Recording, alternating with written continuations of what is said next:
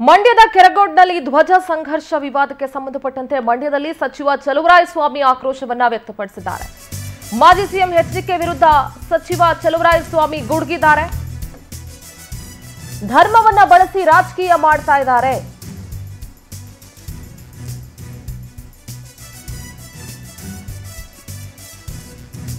ಎಚ್ಡಿಕೆಗೆ ಮಂಡ್ಯ ಜನರ ಮೇಲೆ ಯಾಕೆ ದ್ವೇಷ? ಮಂಡ್ಯ ಜನರು ನಿಮ್ಗೆ ಏನ್ ಮಾಡಿದ್ದಾರೆ? ಈ ಜಿಲ್ಲೆ ಜನರ ಕೊಡುಗೆಗೆ ನೀವೇನ್ ಮಾಡ್ತಾ ಇದ್ದೀರಿ?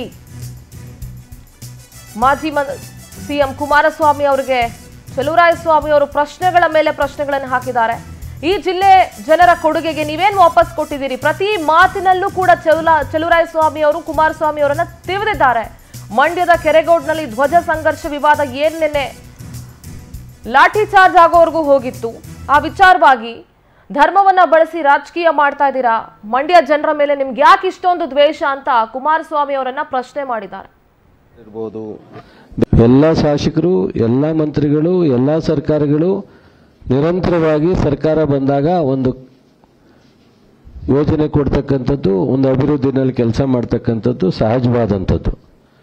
ಆದರೆ ಈ ಜಿಲ್ಲೆ ನಿಮಗೆ ಅರ್ಪಿಸ್ಕೊಂಡಿತ್ತಲ್ಲ, ಈ ಜಿಲ್ಲೆ ಜನ ನಿಮ್ಮನ್ನ ಗೌರವಿಸಿದ್ರಲ್ಲ, ಅದಕ್ಕೆ ನಿಮ್ಮ ಪರ್ಯಾಯವಾಗಿ ಏನು ಮಾಡಿದ್ರಿ ಅನ್ನೋದನ್ನ ನೀವೆಲ್ಲರೂ ಮರೆತು, ನಮ್ಮಲ್ಲಿ ಬಹುಶಃ BM ಶ್ರೀಕಂಠಯ್ಯನವರು ಇರ್ಬೋದು, HL ನಾಗೇಗೌಡರು ಇರ್ಬೋದು, ಪೂತಿ ನರಸಿಂಹಾಚಾರ್ಯ ಇರ್ಬೋದು, ಬೆಸಗರಳ್ಳಿ ರಾಮಣ್ಣ ಇರ್ಬೋದು, ಸೊ ಅನೇಕರು, HL ಕೇಶವಮೂರ್ತಿ ಇರ್ಬೋದು, ಈ ರೀತಿ ಸಾಕಷ್ಟು ಜನ ಸಾಹಿತಿಗಳು ಕುವೆಂಪುರ ಒಂದು ಮಾರ್ಗದರ್ಶನದಲ್ಲಿ ಇಡೀ ಪ್ರಪಂಚ ರಾಷ್ಟ್ರ ಒಪ್ಪುವಂಥ ಕವಿಯ ತತ್ವವನ್ನು, ಸಿದ್ಧಾಂತವನ್ನು ಮೆರೆದಂಥವರು ನಮ್ಮ ಜಿಲ್ಲೆಯ ಜನ.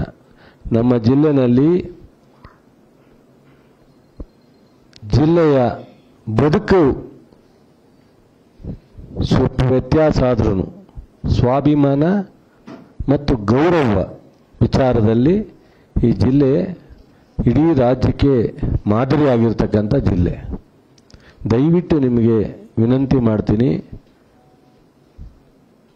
ಇಂಥ ಒಂದು ಕೆಲಸಕ್ಕೆ ಕೈ ಹಾಕಬೇಡಿ.